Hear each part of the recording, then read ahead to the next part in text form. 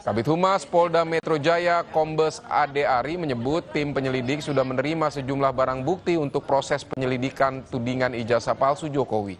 Di antaranya beberapa dokumen fotokopi ijazah, printout legalisir, dan fotokopi cover dan skripsi dan lembar pengesahan. Tim penyelidik masih terus melakukan penyelidikan untuk mengungkap kasus tudingan ijazah palsu Jokowi. Apakah terdapat unsur pidana atau tidak? Perkara penanganan kasus ini adalah pernyataan yang mengandung fitnah dan pencemaran nama baik melalui media sosial atas tuduhan ijazah palsu S1 milik pelapor, kemudian skripsi, berikut lembar pengesahan. Sementara itu, usai diperiksa, Roy Suryo mempertanyakan sejumlah hal, diantaranya soal pasal UU ITE yang digunakan. Menurutnya, pasal yang dipakai penyidik tidak seharusnya digunakan tanpa adanya bukti berupa dokumen elektronik dan tidak digunakan untuk mempidana seseorang. Pasal 311, 310, 27 ayat A, ada juga pasal yang mau dimasukkan ke dalamnya ya, pasal yang diselundupkan, saya nggak tahu menyelundupkan siapa, ya gitu. Itu pasal 32 dan 35 Undang-Undang ITE.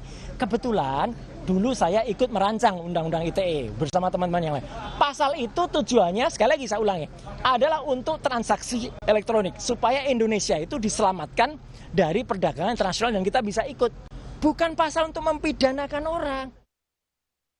Masih terkait polemik ijazah Presiden ke-7 Joko Widodo, Kasmujo, pensiunan dosen Fakultas Kehutanan Universitas Gadjah Mada memastikan ia bukan dosen pembimbing skripsi Presiden ke-7 RI Joko Widodo. Kasmujo mengaku saat Jokowi kuliah tahun 1980 hingga 1985, dirinya masih asisten dosen, sehingga belum boleh mengajar mahasiswa tanpa pendampingan.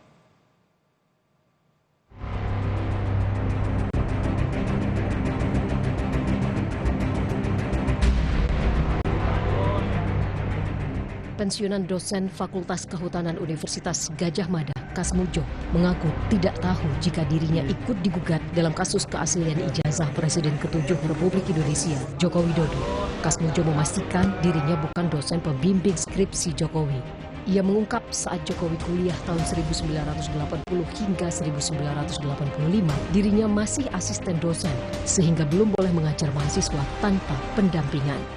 Kalau saya dengan orang-orang bilangnya, saya itu dosennya, saya gurunya. Kalau bilang yang lain-lain itu bukan tidak mau jawab, tidak bisa menjawab. Waktu dia tahun 80 masuk, lulus 85, saya 83 aja masih 3B. 85 mau 86 baru 3 juta itu misalnya ngurusi mahasiswa, ngajar macam-macam itu harus ada pendampingan, masih asisten dosen.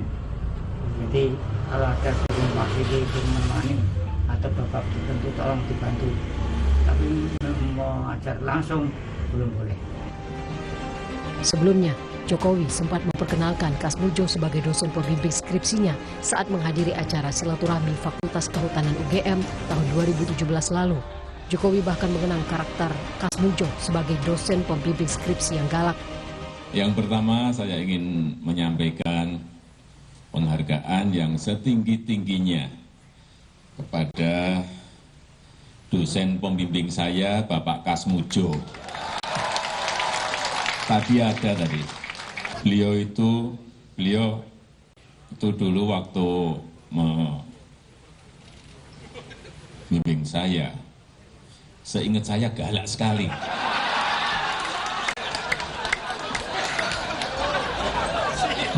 Galak sekali, saya masih ingat galak sekali. Tapi sekarang saya melihat beliau sangat bijak sekali. Sudah berubah. Ya enggak, saya nggak tahu yang berubah saya atau yang berubah Pak Kasmujo. Ramai soal gugatan ijazah Jokowi juga disinggung Ketua Umum PDIP Megawati Soekarno Putri, partai tempat Jokowi dulu bernaung. Meski Mega tak menyinggung langsung nama pemilik ijazah yang dituding palsu, namun ia menantang agar pihak yang digugat menunjukkan ijazah asli tanpa ragu.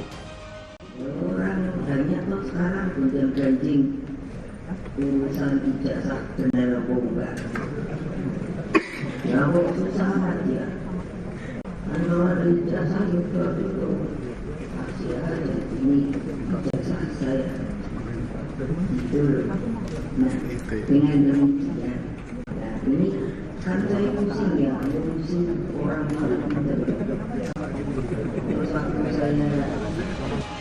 Polemik tudingan ijazah palsu milik Presiden ke-7 Republik Indonesia Joko Widodo turut menyeret Universitas Gadjah Mada.